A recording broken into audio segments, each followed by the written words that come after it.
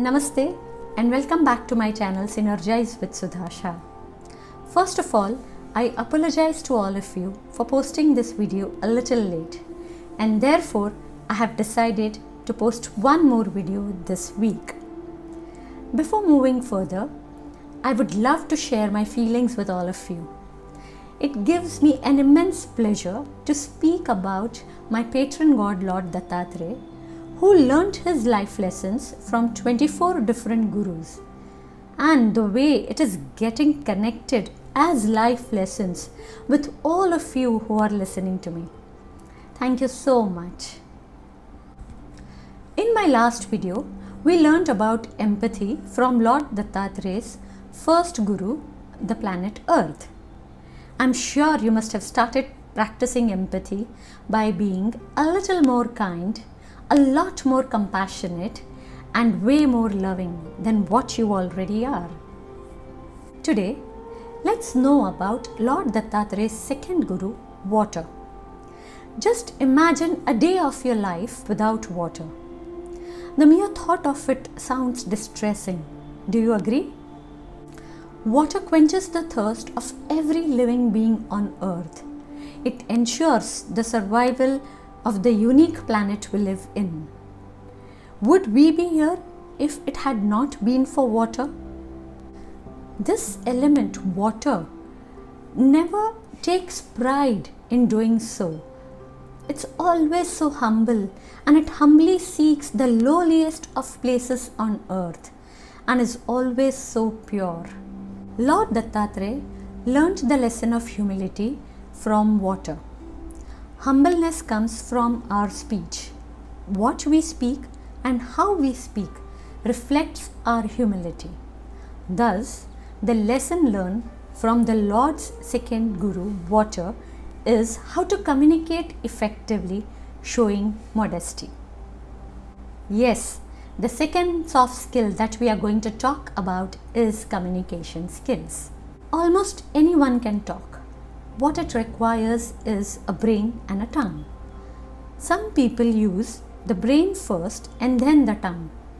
However, others just do the vice versa. Although we cannot choose the words that others say to us, but we can always choose the words that we speak to others. How to communicate effectively is a vast subject. I conduct 5 full-day workshops exclusively on this topic, and therefore I have divided this video into 2 parts. I hope to cover all the important aspects of this topic. Words are a double-edged sword. It can either heal you or hurt you. It is therefore advisable to choose your words carefully before you speak. Let me elaborate this with an eye-opening story. A man once entered into a heated argument with his neighbor and used a lot of abusive words. Realizing his mistake, he went to the preacher for forgiveness. The preacher told him, "Take a bag of feathers and drop them in the center of the town." The farmer did as he was instructed. The preacher then asked him, "Go collect the feathers and put them in the bag." Despite several tries, the farmer failed. The feathers were all blown away.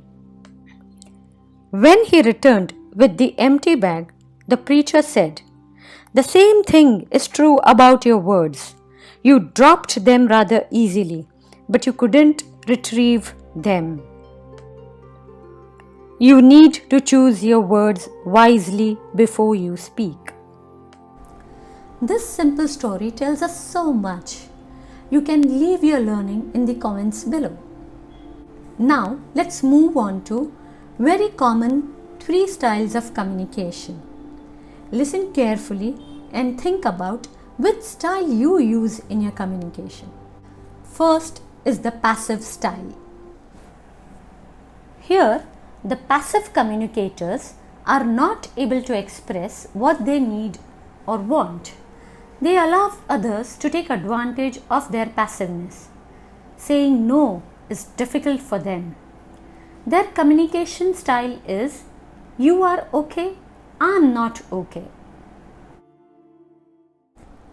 The communicators in the second style are aggressive.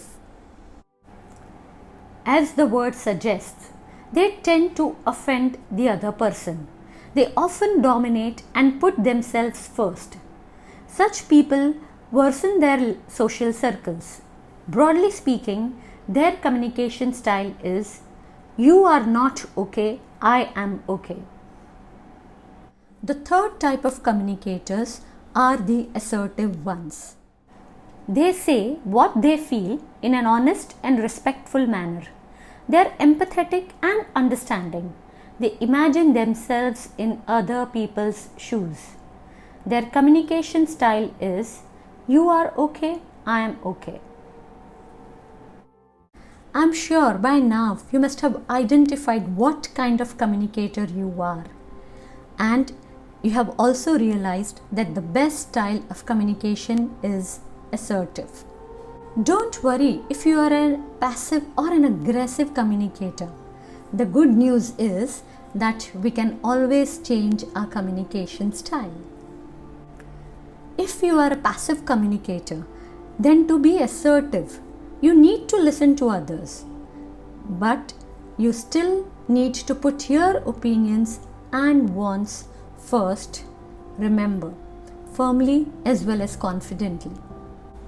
To shift from aggressive to an assertive communicator, you need to express or speak, always respecting what others feel and by being a little more empathetic.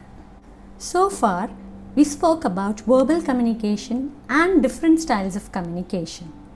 But let me tell you, verbal communication is one small component in communication process. It's just like one small piece of a large cake. In my next video, we are going to cover the entire cake. So make sure you're hungry before you watch the video. Stay tuned, and if you haven't, hit the subscribe button and tap the bell icon to get notified.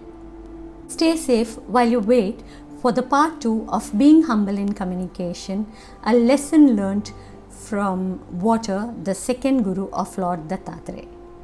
Thank you, and I'll be back soon.